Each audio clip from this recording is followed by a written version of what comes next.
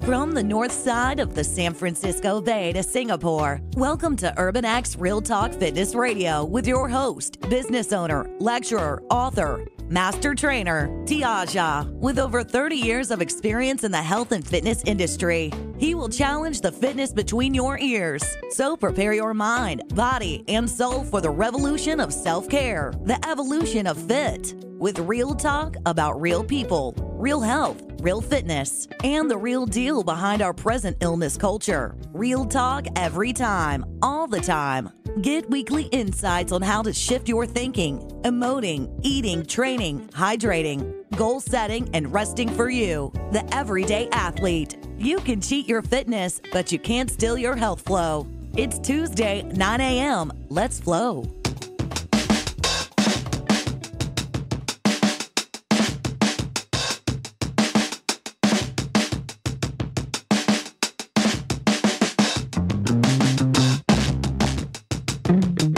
Welcome to our next Real Talk Fitness Radio, where we challenge the fitness between your ears. I'm your host, Tiaja. It's the middle of June already, and you didn't quite accomplish everything you thought you would. So break out the pizza, cake, and ice cream and wait for next year. After all, summer is fast approaching, followed by all those blockbuster movies, 4th of July celebrations, then Labor Day. And before you know it, the holidays will be back again. So what's the point? Well, let's face it, this year is almost over, and you might as well splurge. Carpe diem. Live for the day. It may sound strange for a personal trainer to admit this, but I fully agree with the philosophy of carpe diem. One of the biggest mistakes people make in this neck break pace culture is to compete against some imaginary timetable or clock in their head. I should have been earning this amount of money by now, or I should have looked like this by now. Go ahead, fill in the blank. I should have been. This is where most people live, somewhere between the past and the future. Most people never live in the present long enough to make any real difference, yet the present is the only place on the time continuum that you can make a difference. In the present, you can correct any past mistakes because of the gift of hindsight. You may not have 20/20 hindsight, still there is a definite advantage in being able to see choices and decisions you made from an objective viewpoint, and that's what hindsight affords us. It allows us to analyze the past and subsequently learn from any prior mistakes, with the hopes our lives will become more balanced. My point is, if you haven't reached your physical goal for 2019 yet, don't fret. There is still time to develop some other aspect of you. Most people, if they are honest with themselves, cover pain and other shortcomings and emotional scars behind their fitness goals. What do I mean by that? I've had clients who wanted to achieve a so-called perfect body because someone broke up with them, and thus a perfect body in their minds was akin to perfect revenge. What I've learned in my years of training clients is that people seldom want to achieve a fit, lean body for health purposes alone, which is why so many are willing to take dangerous shortcuts to achieve the desired result by any means necessary. I am a personal trainer and life coach by profession, so my truest desire for anyone and everyone within the sound of my voice is to live their best life now. But I also know that in order for you to live your best life now, you're going to have to start living in the now and stop procrastinating and postponing all those other things in life that bring you happiness and fulfillment. Fulfillment, I know, just another one of those four-letter words we seldom use anymore. Today will be just another day unless you decide today that there won't be. It is Tuesday, June 18, 2019. Let's flow.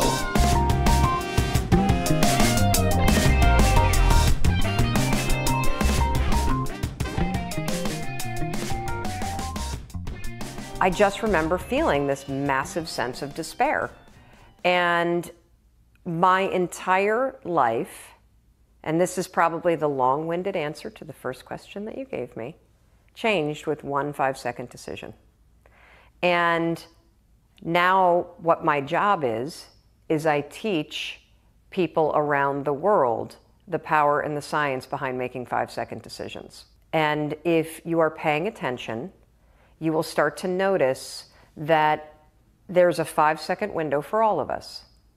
There's a 5-second window between the moment that your inner wisdom, your instincts, your second brain, your gut, whatever you want to call it, all of that unique power that's in you that comes from your DNA, that comes from your life experiences, that comes from everything that you've learned in your life, situational intelligence, all of that, when it speaks to you and tells you to move, to speak, to take some form of action, you only got 5 seconds to move before your mind will talk you out of it. Right, and you call it the emergency brake, right? Yes, so what we do is we tend to pull the emergency brake because your mind is designed to do 3 things. Your mind by design does just 3 things. It basically regulates your body to keep you alive. It also, when you're sleeping, half of your mind shuts down and the other half catalogs everything that happened to you today so you can have memories. And the third thing that your mind does is it protects your ass. And the main way that it does that is it does that by magnifying risk. Magnifies any situation or any conversation. And so, you know, what happened for me is I realized as my life was circling the drain and we're facing bankruptcy and Chris is on the couch, that this was not the situation that I wanted. I didn't want my life to end in divorce. I didn't want to be in financial ruin. I didn't want to be depressed. I didn't want to be anxious. And here's the truly screwed up thing. I knew what to do to fix it. See, this is the trap that most of us are in. Most of us know what we could do to change things for the better. And we spend our time and our energy talking ourselves out of doing those things. And the other thing that I convince people of, because this is so true, it's the littlest stuff. The little things make all the difference. And I could spend hours with you explaining the science of confidence and explaining the science of risk and explaining the science behind courage and explaining habit loops and how they get encoded in your brain. You don't need to know any of that because you're not applying for a PhD in psychology. I have done the work. And what I know is that true change comes down to 5-second windows. That moment that you know you need to do something that feels slightly uncomfortable, and your resignation, your excuses, your self-doubt start cranking up in your head, you got to move. You have to move. And so what happened for me is I invented a hack, a brain hack. It's the stupidest thing in the world. And it turns out that it's actually tremendously profound and powerful at a neurological level and at a scientific and a psychological level. When I invented it, I had no clue what I had invented. And it took me about 3 years from the moment that I invented it to actually realize that, I think I've discovered the secret to changing anything. And what was it? So I called it the 5-second rule because I never intended to talk about it. It was a cheat to beat the alarm clock. Here's how it goes. The alarm rings in the morning. Most of us don't want to get out of bed, right? But we know we should. So I would go 5, 4, 3, 2, 1. The moment the alarm rang, 5, 4, 3, 2, 1, just like NASA, what they do, they count down to launch a rocket ship. And the counting backwards kind of shut my mind off. And then suddenly at 1, I would stand up.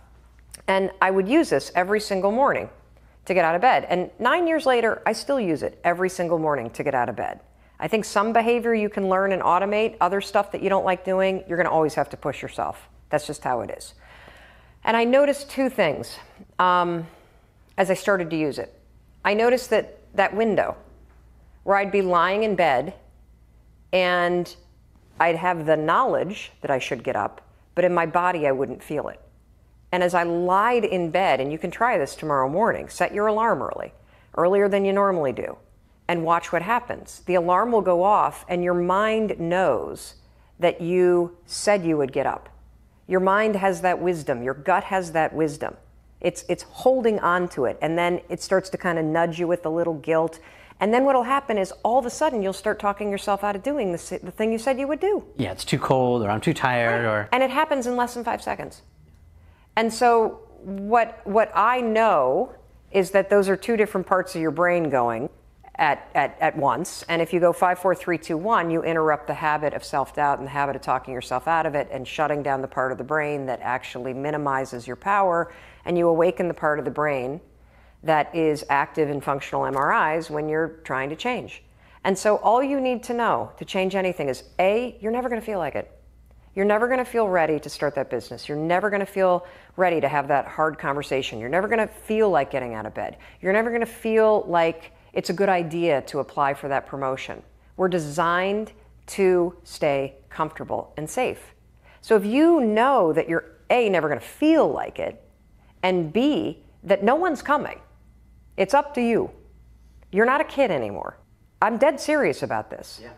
Like so many of you are waiting to be picked. By who? Are you making the most of your life? Yeah. And the answer is yes, if you pay attention to what you do in 5-second windows. Are you the kind of person that when your instincts come alive and they want to nudge you to go talk to that cute gal across the way or raise your hand in a meeting and share that idea? Are you the kind of person that pushes yourself to step into that, or do you pull back? That's the power of a 5-second decision, because you can't You can't choose how you feel. You can't. Yeah, maybe you can go and become a Buddhist monk and meditate for 4 months and get full control of your physiology, and yeah, technically you can control how you feel, but you and I can't. We got a job, you got kids you got to raise. You can't, that's not possible. So you can do something else. You can actually disregard your feelings. You can become the kind of person that is so in tune with the values that you have and what you actually want, that when feelings rise up, you can choose to act however you want despite them. Even if you're tired, you can still go to the gym. Even if you're annoyed with your spouse, you can still speak in a manner that's loving. Even if you don't feel like doing that hard work, you can still push yourself to do it. Your feelings aren't a choice. Your behavior and your thoughts are always a choice. Yeah, so is this probably in the category of emotional intelligence, yeah? I think it's both emotional intelligence and it is the skill that nobody practices, which is self-monitoring. So the greatest capacity, I believe, in the next 10 years for people, particularly as technology accelerates, is do you have the ability to focus on what matters, and do you have control over your thoughts and actions? And so, you know, emotional intelligence, yes. I tend to think about emotional intelligence more about reading other people and kind of understanding who you are and how you are. This, to me, took it a step further. Because I was always a big EQ person in the Emotional Intelligence 2.0 book and loved that stuff, even when my life was in a train wreck. Had no idea how to apply it. And you know, that's the other thing, is that at the end of the day, what's missing for most of us is tools. So, you know, a lot of people that mainline personal development content have been reading about making changes for 10 years, but they don't do it. How did you get out of that train wreck, by the way? The 5-second rule. So, but you can't take those 5 seconds to the bank, right? Like, so, oh, yes, you can. So how'd you do it? Like, break it down. What are you going to do? What would you do if you had a restaurant that was failing? Probably figure out how to cut bait, or sell the assets, or pivot, or flip it, or doing something else. Yes, and all those things require you to have conversations. They require you to do research. They require you to walk into a bank. They require you to renegotiate things with your landlord. You have the answers up here. Do you have the courage and the tool to push yourself to do those things that are terrifying? That it's easier to tell yourself, oh, that's not going to work, so I might as well not even try it. You have no idea. Yes. And so what happened is, once I started using it to get out of bed on time, 5, 4, 3, 2, 1, get up, I started to notice, holy cow, all day long there are these 5-second windows where I know what I should be doing. Maybe I should use this stupid thing to take control of my head and push myself to do those things too. And so I went from sleeping in and hitting the snooze alarm 3 times, 4 times, 5 times a day, to getting up on time, getting to the gym, not having 4 Manhattans a night, speaking to Chris differently. Instead of complaining about the fact that I had lost this television show with Fox, actually picking up the phone and cold calling for auditions, something that I was terrified to do. And slowly but surely, because I was changing myself 5 seconds at a time, making decisions that scared me, making decisions that I was convinced weren't going to work. I was doing it anyway. I started to change. I became the kind of person that stopped thinking about stuff and complaining about stuff, and I became the kind of person that I always had wanted to be, the kind of person that makes things happen. I saw myself changing. And what happens is, you can follow anybody's step-by-step program. You can, and it might work. Most of them do. Every diet will work. The problem is we don't go internal first. You cannot change your life unless you go inside first, you figure out who you are, what your own wisdom is telling you to do, and you start to actually believe it and follow it. Because if you don't develop simply the ability to get up when you said you would, to eat what you said you would, to exercise because you said you would, to talk in a way to your kids that's patient because you said you would, you will never have the self-confidence to succeed in any environment.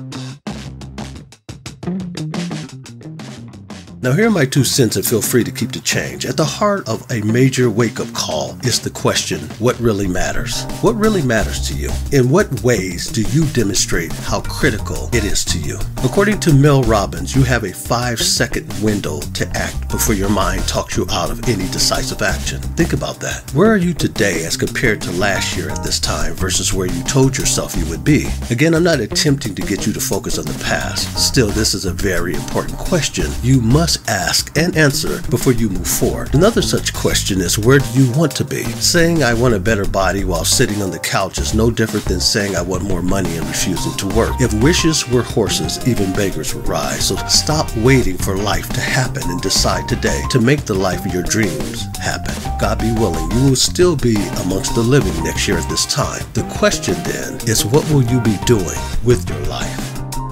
Dear friends, I wish above all things that you prosper just as your soul prospers. You've been listening to Urban X Real Talk Fitness Radio with your host, Tiaja. Until next week, as always, walk in health and peace.